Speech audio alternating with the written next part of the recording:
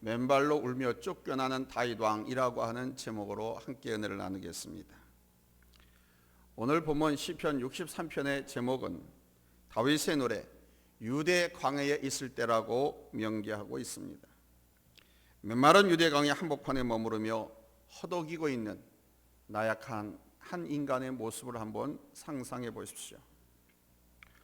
오늘 이 시의 내용은 비록 광야 같은 곳에 던져진 운명을 당할지라도 우리 성도들의 마음은 신령한 노래를 중지하거나 멈춰서는 안 되고 하나님과의 교제를 지키는 것이 우리의 의미이고 권리라고 하는 것을 잘 가르쳐주고 있습니다.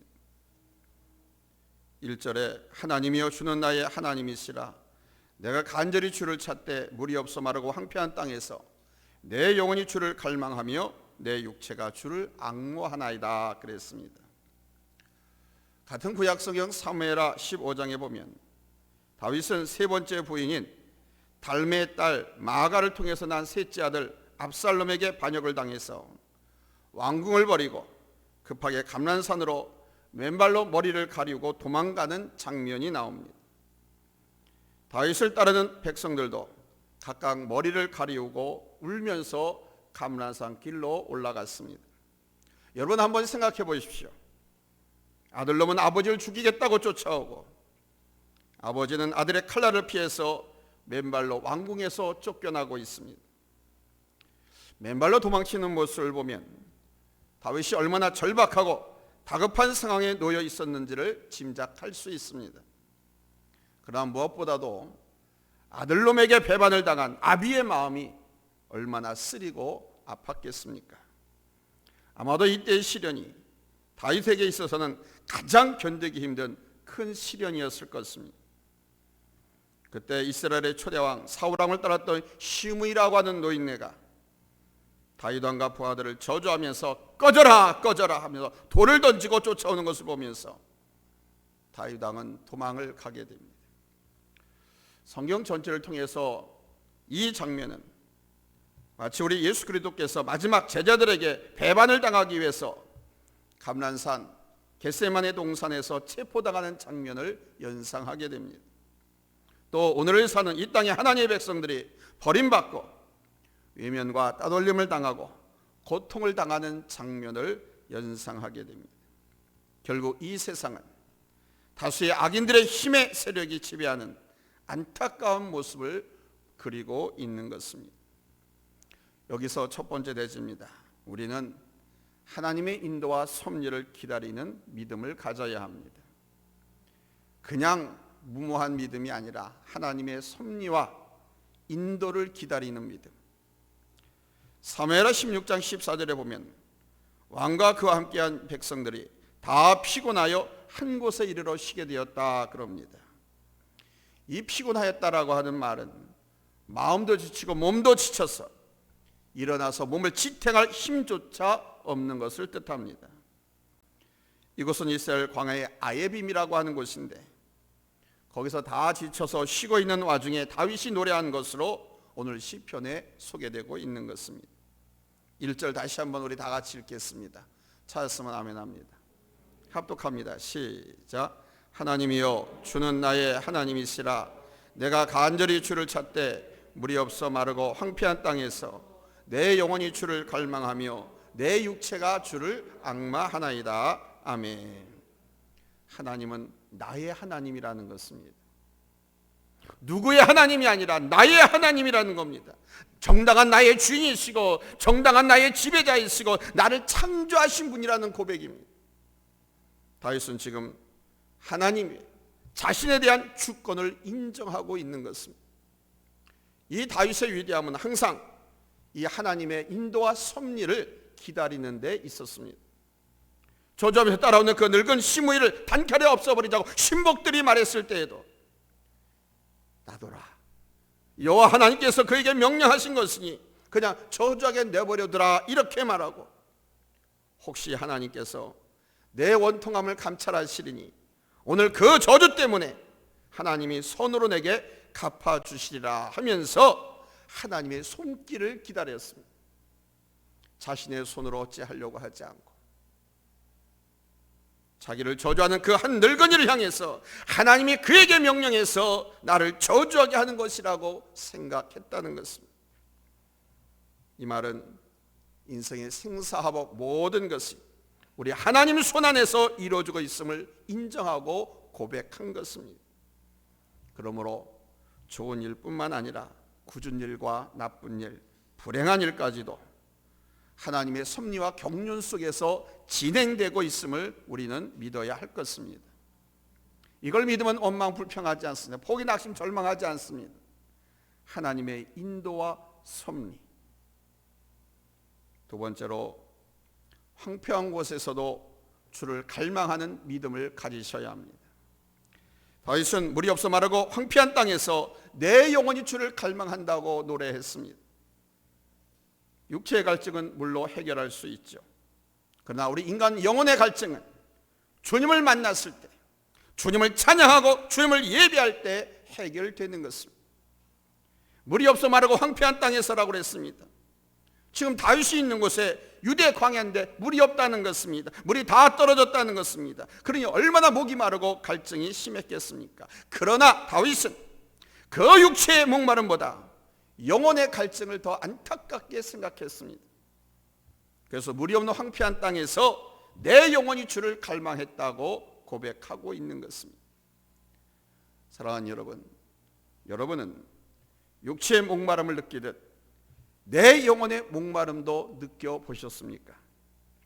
육체가 물을 요구하듯이 내 영혼이 성령의 은혜를 요구하고 있다는 것을 느끼셨습니까? 내 영혼이 주의 은혜를 갈망하고 사모하는 여러분들이 되시기를 예수님의 이름으로 축원합니다. 지금 시인은 하나님을 보고 느끼고 만나길 원하고 있는 것입니다. 그래서 이 3절에서 말하기를 내가 주의 권능과 영광을 보려 하여 이와 같이 성소에서 주를 바라보았나이다 그랬습니다. 주의 인자가 생명보다 나음으로 내 입술이 주를 찬양할 것이라고 밝히고 있습니다. 지금 다윗은 광야에 있기 때문에 하나님의 성소에서 주를 바라보면서 찬양하고 예배했던, 그래서 주의 권능과 영광을 느낀 것을 생각하고 그것을 지금 부러워하는 거예요. 추억하고 회상하면서. 지금 다윗은 유대 광야에 도망 나와 있지 않습니까? 그런데 단순히 성소에서의 예배 드리는 그 모습을 보기를 원하는 것이 아니라 주의 권능과 영광을 보기를 원하고 그리워하고 있는 겁니다. 우리 그리스도인들은 하나님과의 교제 속에서 즐거움을 찾고 그 가운데서 사는 맛을 길러야 합니다. 하나님의 영광을 느끼고 세상 즐거움이 아니라 하나님께로부터 오는 영광과 기쁨, 만족, 이것을 우리는 자주 느끼고 찾아야 합니다. 주님의 임재가 결핍된 곳에는 결코 영혼의 만족함을 느낄 수가 없습니다. 우리 하나님은 찬송 속에 거하시는 분이시고 기도와 말씀과 묵상 속에서 우리는 주님을 만나고 느낄 수 있는 것입니다. 그래서 다윗은 그 광야에서 하나님과의 만남이 회복되기를 그렇게 간절히 원하고 또 원했던 것입니다. 주의 인자하심이 생명보다 나음으로 내 입술이 주를 찬양할 것이라. 그러므로 세 번째 대지입니다. 어떤 경우에도 주의 은혜를 찬양하는 믿음을 가져야 합니다. 다윗의 노래는 고통으로 시작했다가 점점점 찬양으로 바뀌는 것을 보게 됩니다. 다윗은 지금 광야 한복판에 있었지만은 그의 마음은 하나님을 송축하는 일로 아주 크게 확장되고 있습니다. 십자가의 은혜로 마음이 새롭게 된 성도들은 찬양하는 일에 온 마음을 쏟아야 합니다. 우리가 하나님을 송축하고 찬양하는 가장 큰 이유는 이 세상 재물이 우리에게 줄 수 있는 것보다 더 나은 것을 우리는 가졌기 때문입니다. 하나님과 봉사하고 교제하는 중에 우리는 이 세상에서 얻을 수 있는 것보다 더 나은 신령한 기쁨을 얻기 때문입니다. 그래서 본문 4절에 이러므로 나의 평생의 주를 송축하며 주의 이름으로 말미암아 나의 손을 들리이다라고 고백하고 있는 것입니다. 여러분도 잘 아시겠지만 이스라엘 백성들은 찬양을 할 때 손을 들고 합니다. 근데 우리 한국 국민들은, 한국 기독교인들은 가요나 세상 재즈 노래 부를 때 일어나서 손 들고 춤추고 그러면서 노래합니다. 교회 와서는 점잖게 앉아서 발 꼬고 부르거나 팔짱 끼고 부릅니다. 근데 이스라엘 백성들은, 아니 프랑스 국민들도 마찬가지입니다. 찬양할 때 손 들고 찬양합니다. 일어나서 발을 구르며 찬양합니다. 물론 점잖게 감정 표현을 잘 안 하고 정중하게 찬송하는 분들도 있습니다. 그런데 손을 든다라고 하는 것은 여러분 잘 아시겠지만 항복을 의미합니다. 또 하나 의미도 있죠. 쌍수를 들고 환영한다 그래요. 기쁨, 감사, 축하를 의미하기도 합니다. 두 가지 의미가 있어요. 그러나 가장 큰 의미는 항복입니다. 내 모든 것을 주님께 맡깁니다 라고 한 뜻이 손을 높이 든 곳에 있는 거예요. 그래서 시인은 나의 평생의 주를 송축하며 주의 이름으로 말미암아 나의 손을 들리다라고 고백한 것입니다. 내 손을 높이 들어 올리겠다는 것이죠. 내 손을 번쩍 들어서 주님을 찬송하겠다는 겁니다. 우리 주님께 온전히 항복하고 온전히 주님께 내어 맡기고 오직 주님만 의지하겠다는 표시가 손을 들고 찬양. 기도도 마찬가지입니다. 손을 들고 하는 기도가 그런 의미가 있는 거예요. 근데 우리 국민들은 가요트나 트로트 콘서트장에서만 손 들고 합니다. 신나서. 그러면서 눈물도 짜기도 하고 별짓들을 다 해요. 거기 끝나고 나면 허무해가지고 헛달감에 빠집니다. 바라기도 오늘 이 말씀을 기점으로 여러분의 손이 높이 들려지기를 예수님의 이름으로 축원합니다. 아멘. 주의 이름으로 인하여 내가 손을 들고 주를 송축하기 위해서 내 손을 올리고 주님께 내 인생을 맡기고 의지하기 위해서 두 손을 번쩍 들어 올리시는 예수님의 이름으로 축원합니다. 아이고 그래도 손 그냥 내리고 앉아있네. 어디 말인가? 이런 분들이들 앞에서 내가 맨날 이렇게 설교를 해도 수십 년을 해도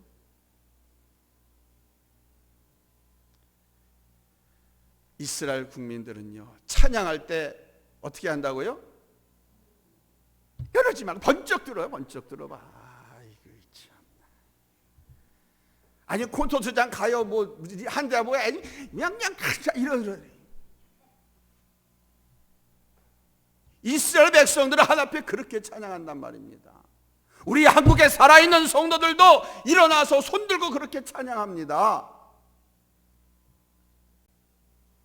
근데 여러분들은 한국 사람이 맞는데 이것도 아니고 저것도 아니고 도대체 뭐예요?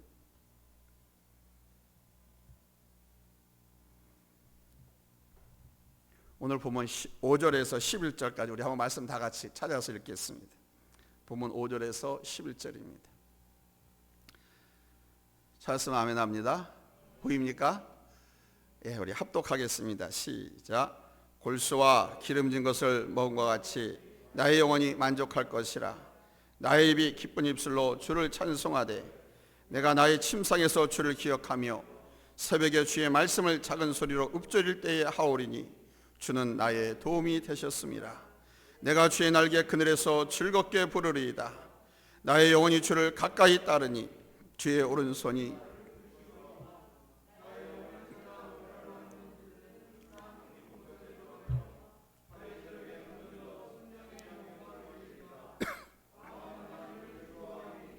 주께 맹세한 자마다 자랑할 것이나 거짓말하는 자의 입은 막히리로다. 아멘. 이 시는요 고난 많은 이스라엘 민중의 시로서 고난 많은 이스라엘의 회복을 바라는 다윗 왕권에 대한 이데올로기를 반영하고 있습니다. 그리스도의 십자가의 순환 이후에 영광의 재림을 그리스도들이 소연했던 것처럼 오늘날 광야로 내몰리고 고난과 고독 속에서 또는 약자로서 역사의 변두리에서 방황하고 하나님의 의를 찾아 목말라 하고 하나님 나라를 희구하며 사는 이 땅의 많은 하나님의 사람들을 위로하는 시인 것입니다. 사랑하는 성도 여러분, 오늘 말씀은 일평생 주를 찬송하며 주님 나라를 소망하고 이 땅에 순례자로 사는 그리스도인들에게 큰 위로가 되는 말씀입니다. 기쁜 입술로 주를 찬송하고 침상에서 주를 기억하며 찬송하는 백성들의 영혼은 만족할 것이라는 겁니다. 삐죽거리지도 않고 힘이 없어 맥 없이 그냥 입만 뻥긋뻥긋하는 거예요. 기쁜 입술로. 할렐루야. 입꼬리가 올라가 기쁘면 입도 크게 벌렸어. 그렇게 찬송하고 아프고 힘들고 실패한 침상에서 고통의 현장에서도 주를 기억하면서 찬송하는 국민들, 하나님께서 그 영혼을 만족해 하시고 그의 삶을 바꿔주시고 아멘, 영광을 나타내 주실 것이라는 거예요. 여러분, 주를 가까이 따르는 영혼은 우리 주님의 오른손으로 붙들어 주실 줄로 믿습니다. 아멘. 오른손이라고 하는 것은 하나님의 능력, 영광을 말합니다. 오른팔이라고 하는 것은 가장 내 측근, 나에게 가장 힘이 되는 사람, 이걸 오른팔이라고 하는 거예요. 오른손이라고, 오른쪽이라는 것은 그런 의미가 있는 거예요. 우리 주님의 오른손으로 아멘, 나를 붙잡아 주신다. 아멘. 따라서 여러분의 입술에 찬양의 소리가 마르지 않기를 예수님의 이름으로 축원합니다. 아멘. 하루에 찬양을 7곡만 부르고 시작해도 삶이 다 바뀌어요. 찬양을 이렇게 부르면요, 모든 것이 다 바뀌어진다. 그 찬양이 전부다라고 강조하는 목사님들도 있어요.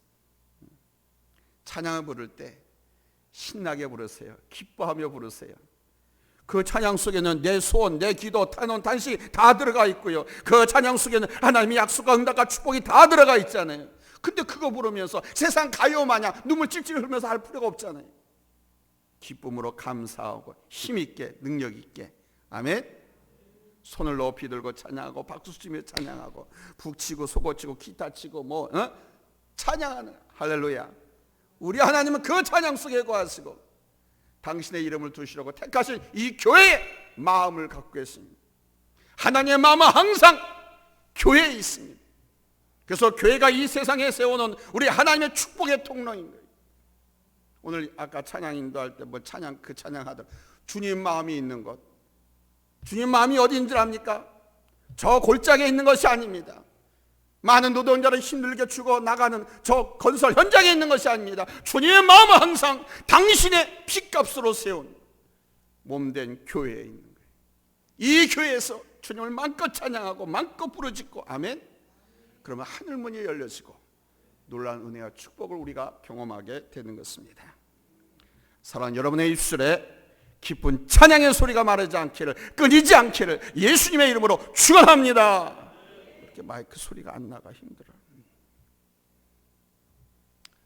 광야로 내몰린 정말 힘든 환경 속에 놓여 있을지라도 두 손을 높이 들고 주님의 이름을 부르시는 복된 성도님들이 되시기를 바랍니다. 내가 힘들고 어려우면 포기하고 절망하고 또 아프고 그러면 포기하고 절망하고 그냥 모든 기운을 잃고 앉아있잖아요. 근데 성경을 보세요. 발과 실내가 실컷 두들겨 맞고 죽도록 두들겨 맞고 감옥 차디찬 감옥에 갇혔지만은 몸에 착과 사슬이 있었지만은 그럼에도 불구하고 이 사슬이 풀려지는 데까지 손을 들고 주를 찬양하고 기도하고 그랬어요. 옥중에 다른 죄수들에게 다 들릴 정도로. 여러분, 그럴 때 착고가 풀어지고 옥문이 열리고 자유롭게 탈출할 수 있는 놀라운 은혜가 역사됐지 않습니까? 찬송에는 그런 능력이 있습니다. 그 찬송은 우리 하나님의 능력을 내게로 잡아당기는 놀라운 도구입니다. 여러분, 찬양을 하십시오. 찬양 부르는 사람이 주님을 붙들고 의지하는 사람이고, 이 찬양으로 주의 이름을 부른 자에게는 우리 하나님의 자비와 긍휼과 은총과 주의 역사가 여러분 불같이 임할 줄로 믿습니다. 아멘. 할렐루야. 더 못하겠네. 소리가 왜 먹지? 기도하겠습니다.